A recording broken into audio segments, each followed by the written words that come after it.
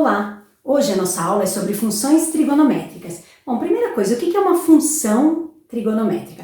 Função é quando a gente tem uma variável em função da outra, ou seja, continhas do tipo y igual a alguma coisinha com x. Quando a gente está falando de função trigonométrica, essa alguma coisinha com x tem que ser seno, cosseno, tangente. Nessa aula a gente vai trabalhar a função seno, ou seja, y igual a seno de x, que a gente chama de senoide, tá? O gráfico disso é a senoide, e a função cosseno, que é a cossenoide. Lembrando que toda vez que a gente fala em função, automaticamente a gente já tem que saber que se trata de um gráfico. Por quê? Eu vou ter vários valores de x e vou encontrar vários valores de y, ou seja, eu vou encontrar vários pontinhos no plano cartesiano. Então isso nada mais é que um gráfico, um desenho lá no plano cartesiano. Tudo bem? Tá. Para a gente poder calcular a função seno e a função cosseno, a gente tem que lembrar de novo do ciclo trigonométrico. Então a gente tem que lembrar que a gente está falando num ciclo de 0 a 360. Porém, existem ângulos acima de 360 graus.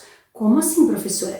Significa que a gente deu mais de uma volta completa. Então, se a gente pensar, o 360 graus é aqui, se eu pensar em 90 graus a mais de 360, vai dar 450, ou seja, vai dar exatamente em cima do 90 graus. Quer dizer que se eu calcular o seno de 90 e eu calcular o seno de 450, vai dar o mesmo valor.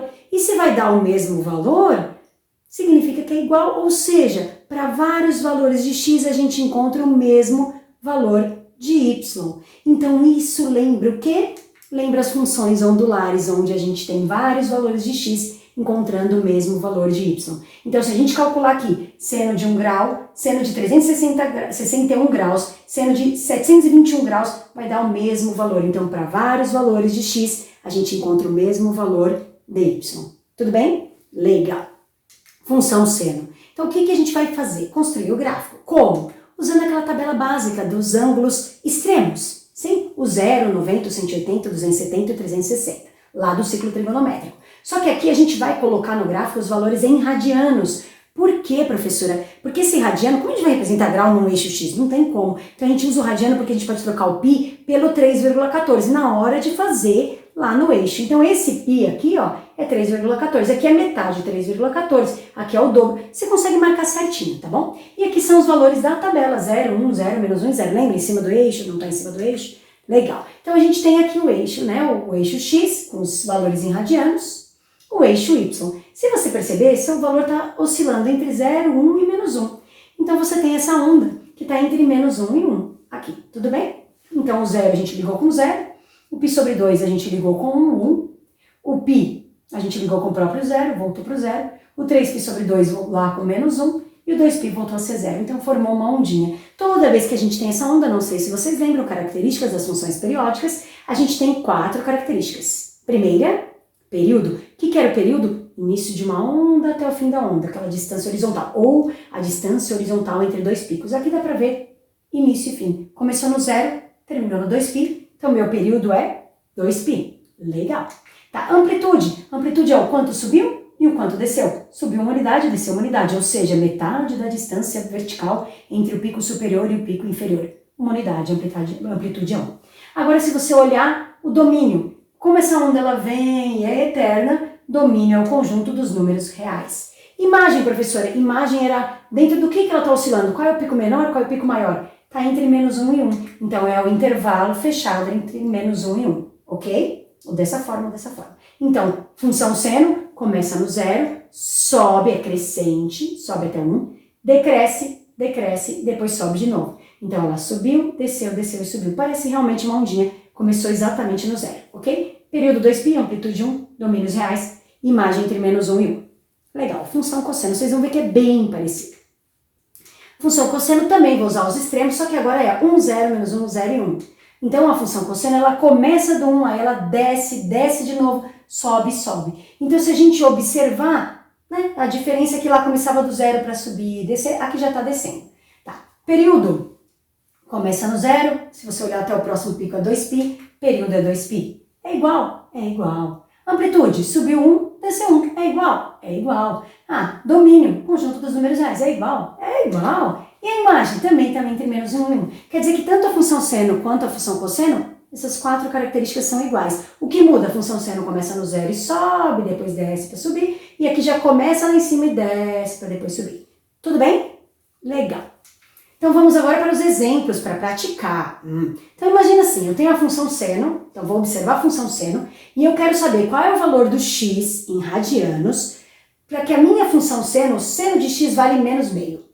Vamos entender isso através de um desenho. Você tem a função seno e você quer saber para que valores de x, ou seja, para que ângulos em radianos, dentro do intervalo de 0 a 2π, tá? Para que valores você tem a função valendo menos meio. Então eu venho aqui no menos meio, traço uma retinha, ó, e eu percebo que tem dois valores, dois ângulos, que quando eu calculo o seno deles, o valor dá menos meio. Tá, professora, como que eu vou descobrir isso? Eu vou pensar o contrário do que eu fazia. Porque antigamente eu dava um valor de ângulo, você calculava o seno do ângulo, olhava na tabela e pá. Agora é o contrário, eu te dou a resposta e eu quero saber quem é o ângulo. Então você vai pensar ao contrário. Primeira coisa que você vai procurar é quando que a sua função seno tem um resultado meio. Vai olhar lá na sua tabela. Olha, minha função seno vale meio no 30 graus. Significa que esses dois valores são da família do 30 graus. Pode ser qualquer um desses quatro. Tá? Como que eu vou decidir quem são esses dois valores? Tem o sinal. Eu vou olhar o sinal da função seno. Então eu quero o sinal de menos. Onde tem o sinal de menos? Olha, professora, no terceiro e quarto quadrante. Significa que esses dois caras são esses dois ângulos. Vou colocar em radianos porque eu estou falando do eixo ali em radianos. Então, quem é a resposta? O 7π sobre 6 e o 11π sobre 6, porque o seno desses dois dá menos meio. Então, aqui é a respostinha. Então, de novo, você pensa ao contrário. Quem que dá este valor no seno? É o ângulo do 30. Vai na bolinha do 30 e vê qual quadrante tem aquele sinal na função que você quer. Estou falando de função seno, olha o sinal do seno. Se for cosseno, olha o sinal do cosseno. Tudo bem? Próximo exemplo, vamos ver mais um pouquinho. Esse foi de 0 a 2π. O próximo eu vou fazer de 0 a 2π um pouquinho mais. Tá bom. Parecido, o que eu mudei? Eu quero a função seno, só que agora eu quero seno positivo. Então, de novo, eu tenho o gráfico da função seno. Eu quero saber quando vai dar meio positivo, ó, meio.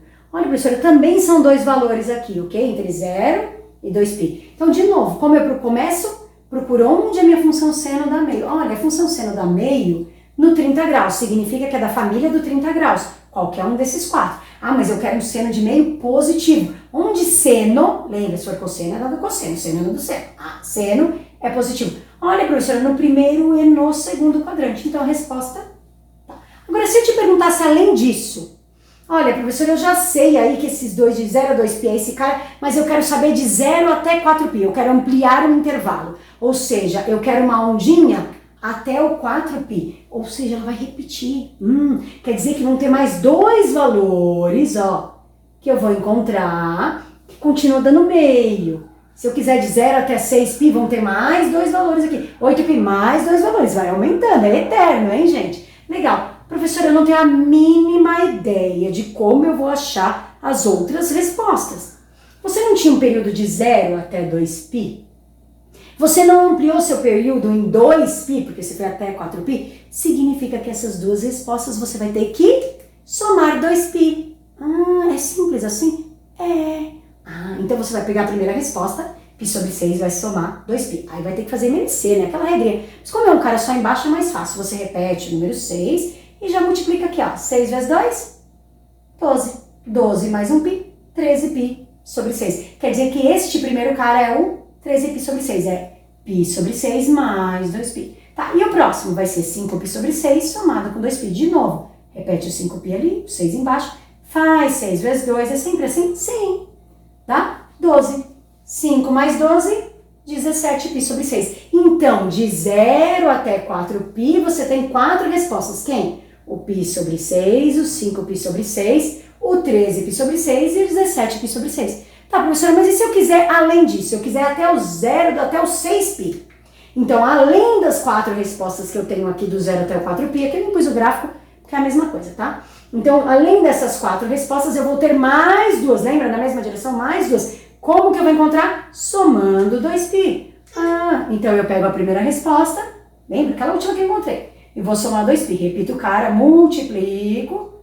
Então, 6 vezes 2 vai dar 12, 13 mais 12, 25. Pego o segundo cara, somo, multiplico 6 vezes 2, 17 mais 12. Então, você encontrou as suas 6 respostas. 1, 2, 3, 4, 5, 6. Aí, se eu quiser de 0 até 8π, somava mais 2π nessas duas últimas respostas. Ok? Então, a nossa aula de hoje é isso. Espero que você tenha entendido. Matemática é prática.